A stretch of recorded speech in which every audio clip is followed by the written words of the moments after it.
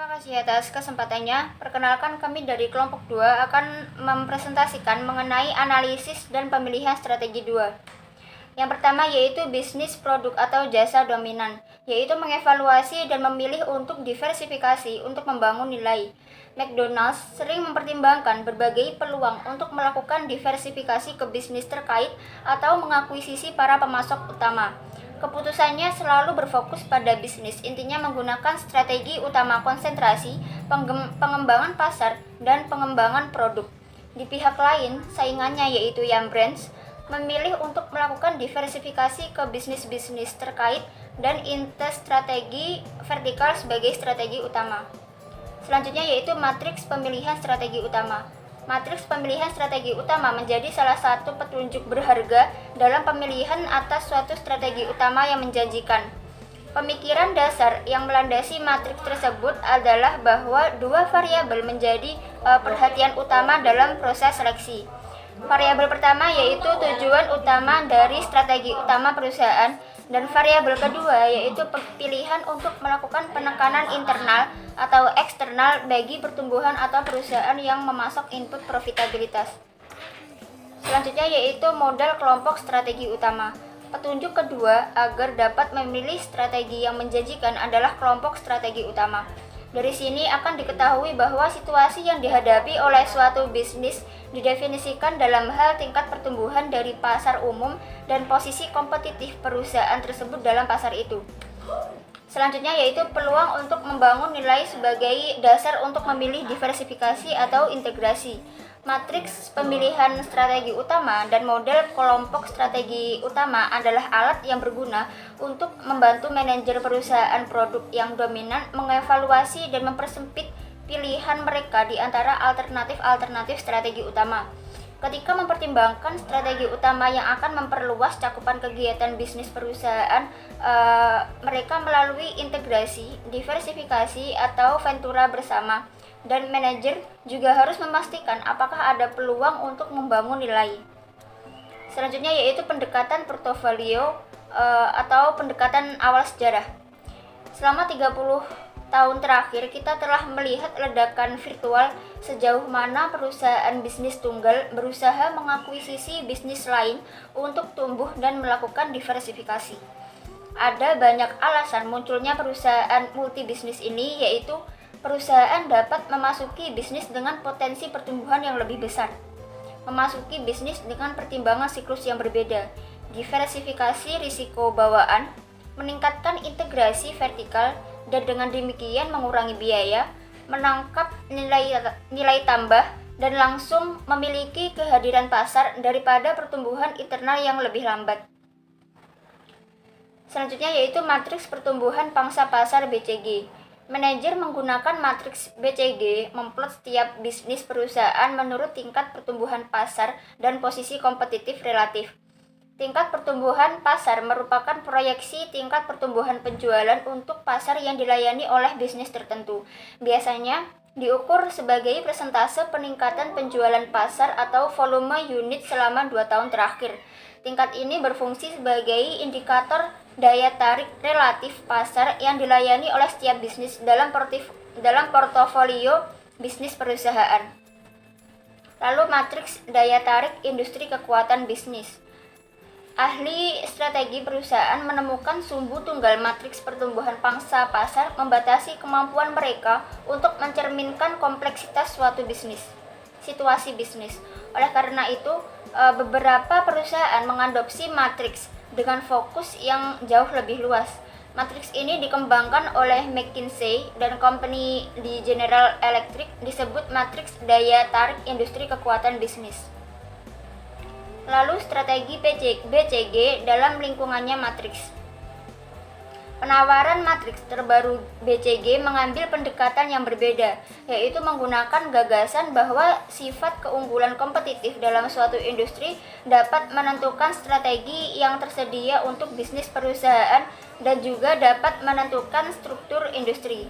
Ide mereka adalah bahwa kerangka kerja semacam itu dapat membantu memastikan kalau strategi bisnis individu konsisten dengan strategi yang sesuai dengan lingkungan strategis mereka. Terima kasih atas kesempatannya. Selanjutnya saya akan menjelaskan mengenai keterbatasan pendekatan portofolio. Pendekatan portofolio membuat beberapa kontribusi untuk analisis strategis oleh manajer perusahaan, yakin kemampuan mereka untuk mentransfer keunggulan kompetitif manajemen profesional di beragam bisnis. Mereka membantu menyampaikan sejumlah besar informasi tentang beragam unit bisnis dan rencana perusahaan dalam format yang sangat disederhanakan. Mereka menjelaskan persamaan dan perbedaan antara unit bisnis dan membantu menyampaikan logika di balik strategi perusahaan untuk setiap bisnis dengan kosakata umum.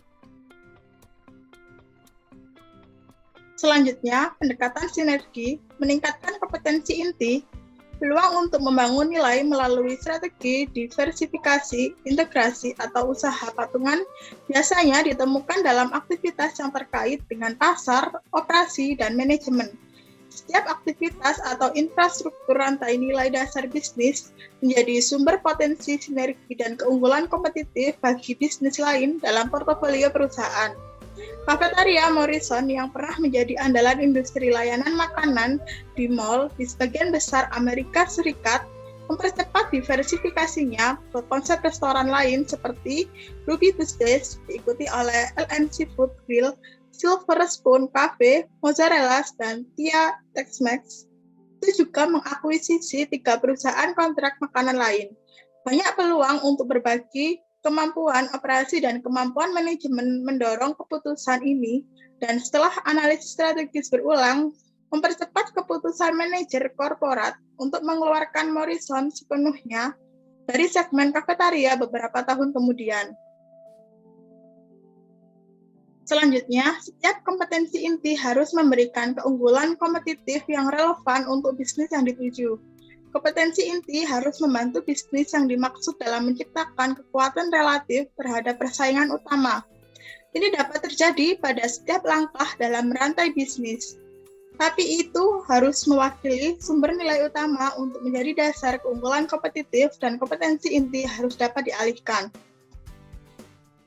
Selanjutnya, bisnis dalam portofolio harus berhubungan dengan cara yang membuat kompetensi inti perusahaan menguntungkan. Diversifikasi terkait versus tidak terkait adalah perbedaan penting untuk dipahami saat Anda mengevaluasi pertanyaan diversifikasi. Bisnis terkait adalah bisnis yang mengandalkan kemampuan yang sama atau serupa untuk menjadi sukses dan mencapai keunggulan kompetitif di pasar produk masing-masing.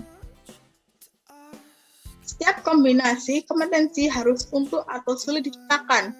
Keterampilan yang diharapkan oleh ahli strategi perusahaan untuk ditransfer dari satu bisnis ke bisnis lain atau dari perusahaan ke berbagai bisnis mungkin dapat ditransfer. Mereka juga dapat dengan mudah ditiru oleh pesaing.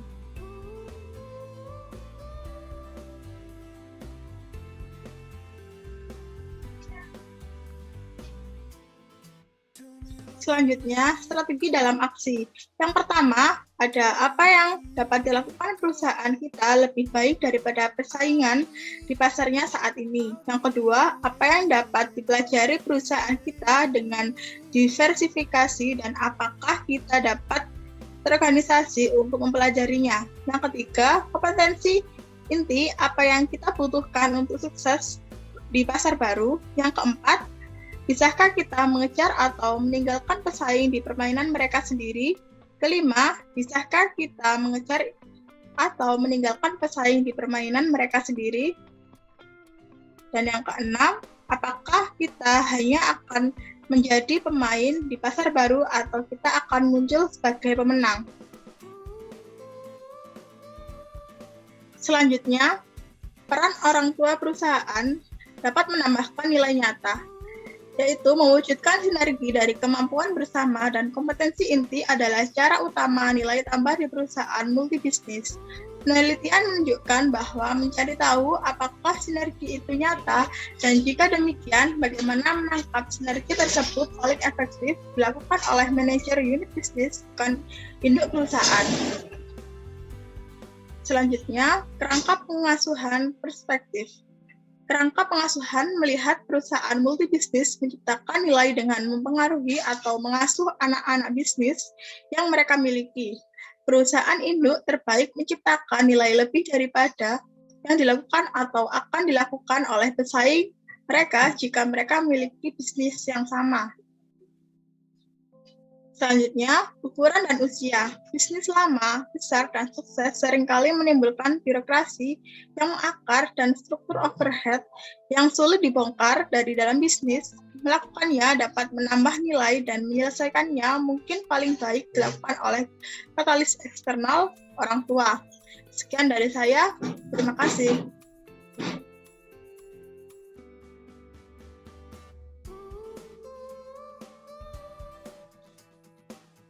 Terima kasih atas kesempatannya.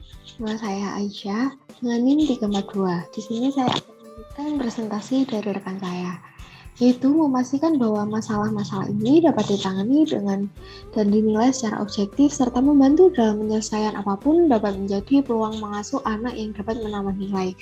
Masalah-masalah tersebut adalah yang pertama, apakah bisnis bisa memperkerjakan manajer yang lebih unggul dibandingkan dengan para pesaingnya? Lalu, apakah kesuksesan bisnis bergantung pada menarik atau tidaknya dan mempertahankan orang dengan keterampilan khusus? Dan yang terakhir, apakah manajer adalah kunci berfokus pada tujuan yang benar? Selanjutnya, definisi bisnis manager. Unit bisnis mungkin memiliki visi yang rabun atau keliru tentang bagaimana seharusnya bisnis mereka yang pada gilirannya membuat mereka menargetkan pasar yang terlalu sempit atau luas. Nah, kesalahan yang dapat diprediksi yaitu sifat bisnis dan situasi uniknya dapat mengarahkan manajer untuk membuat prediksi kesalahan manajer yang bertanggung jawab atas keputusan strategis sebelumnya. Berada di tangan keberhasilan keputusan tersebut yang dapat mencegah keterbukaan terhadap alternatif baru. Selanjutnya yaitu keterkaitan. Unit bisnis mungkin dapat meningkatkan posisi pasar atau efisiensi dengan menghubungkan dengan yang lain bisnis yang tidak mudah terlihat oleh manajemen unit bisnis yang bersangkutan.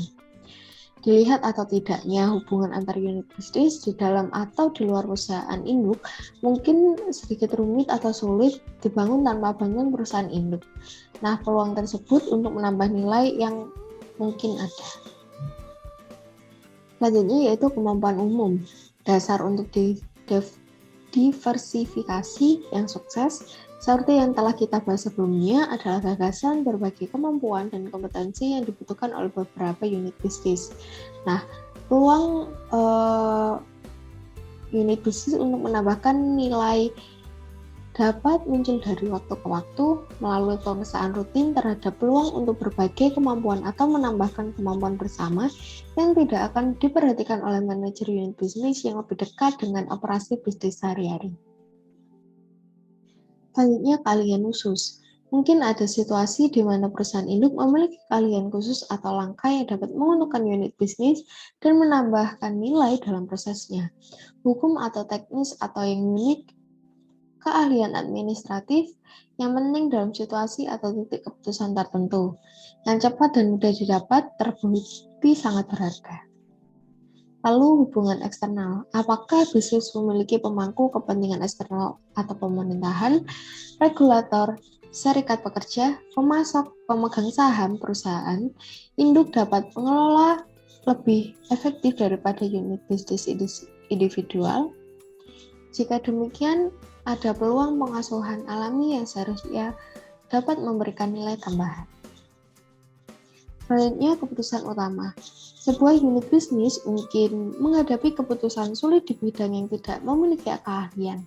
Misalnya melakukan akuisisi, memasuki Cina, ekspansi kapasitas besar, divestasi atau outsourcing sebagian besar operasi bisnis. Lalu perubahan besar. Kadang-kadang sebuah bisnis perlu membuat perubahan besar dalam cara-cara yang penting bagi kesuksesan bisnis masa depan, yang melibatkan area atau pertimbangan di mana manajemen unit bisnis memiliki sedikit atau tanpa pengalaman. Lalu pendekatan menambal. Nah, pendekatan lain yang berfokus pada peran dan kemampuan manajer korporat untuk menciptakan nilai dalam manajemen perusahaan multibisnis disebut penambalan. Nah, Penambalan adalah proses di mana eksekutif perusahaan secara rutin memetakan kembali bisnis agar sesuai dengan peluang pasar yang berubah dengan cepat. Penambalan tidak hanya dianggap penting dalam pasar yang stabil dan tidak berubah untuk menambah, membagi, mentransfer, keluar, atau menggabungkan bagian bisnis. Sekian presentasi dari kami, kurang lebihnya mohon maaf. Wassalamualaikum warahmatullahi wabarakatuh.